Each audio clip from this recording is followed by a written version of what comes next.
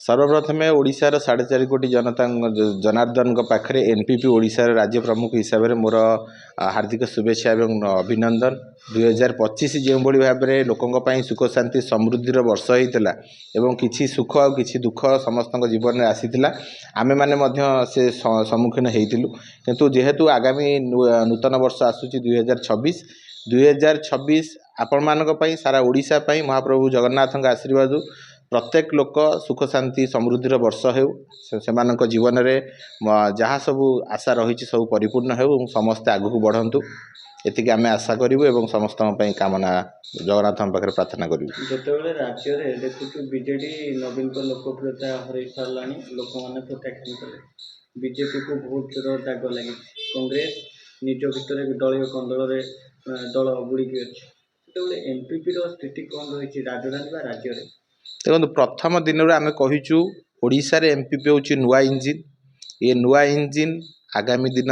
हूँ आम नुआ वर्ष नुआ संगठन नुआ नेता तो नुआ इंजिन को लोक मैंने पसंद करुँच एते कम दिन भितर एनपीपी ओडिशार एंट्री मारिबा भितर ओडिशार जो अकुंठ भल पाइबा लोक मानक भितर जो परिवर्तन जो सुओ आज आसी साधारण गरीब खटिकिया दिन मजुरिया लोक चिंता करुच्ची नाई मु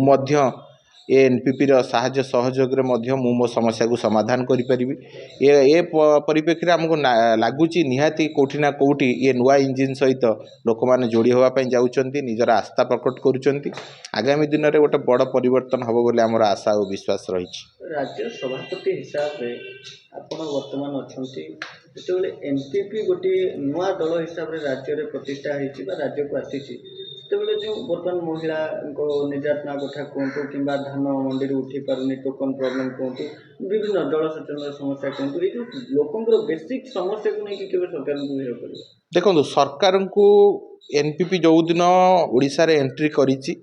से दिन ठू सरकार पाखे प्रश्न बाण रे सरकार को घेरिबा को चेष्टा करिछि आमे प्रत्येक समय जो समय भी आमको सुजोग मिली गणमाध्यम द्वारा हो फिजिकाली वर्तमान संगठन निर्माण कार्यक्रम चली आप देखुवे आम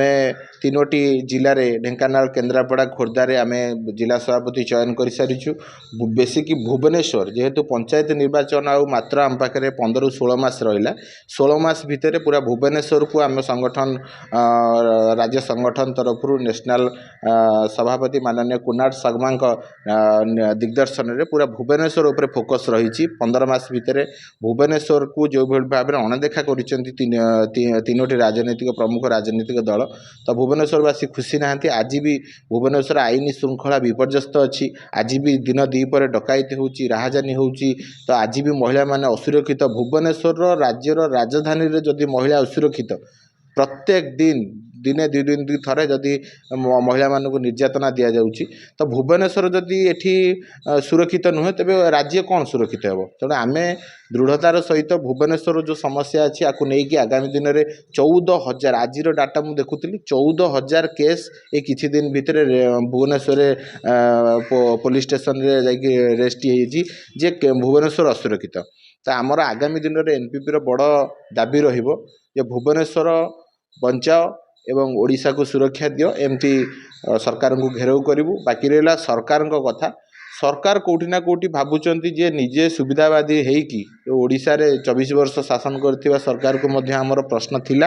वर्तमान बीजेपी सरकार को मध्य प्रश्न रहिबो जो कथा आपण मौलिक कथा कहिथिले जे माँ को सम्मान गाँ को काम मुंड को छात पेट को भात एवं आम पिला मानकर उज्जवल भविष्यत कौन क्षेत्र में आम ताकू देखी पारे ना आमे माने छोटू बड़ हो गलु ओडिशा मध्य बहुत आगू गला किंतु ओडिशा अनेक क्षेत्र में आगू जापारि था ओडिशा रे खणी पानी जंगल जमी सबू थाईकी आम आज दुर्बल हो जाइए अर्थनीति पछरे अच्छु ओडिशा पिला रोजगार सुविधा नहीं ओडिशार चाषी आज हताश हो बसी ओडिशार माँ भौणी मानक सुरक्षा नहीं ओडिशा रे एमती जगह अच्छी 30 जिलूर 16 जिले में पीवा पानी पहुँची पारा नहीं तो कौन ना कौन क्षेत्र में एमाने निजर अपारगता को घोड़ाइबारे सब सरकार व्यस्त अच्छा आम आदमी पार्टी जो भली भाव में ओडिशा रे संगठन आरंभ करके नुआ पार्टी की सो लोक सुजोग देवाई चेष्टा करते सी कोठी ना कोठी चक्रांत ये हो गला तो एनपीपी सीधा सड़क भाव में लोकों कथा कह मौलिक अधिकार नहीं संघर्ष कर ଏବଂ ଓଡ଼ିଶା ପାଇଁ ଗୋଟେ ବିକଳ୍ପ ହେଇକି ଠିଆ ହେବ ବୋଲି ଆମର ଆଶା ଓ ବିଶ୍ୱାସ ଅଛି। ନୂଆ ବର୍ଷରେ ଜନତାଙ୍କୁ କ'ଣ शुभेच्छा बार्ता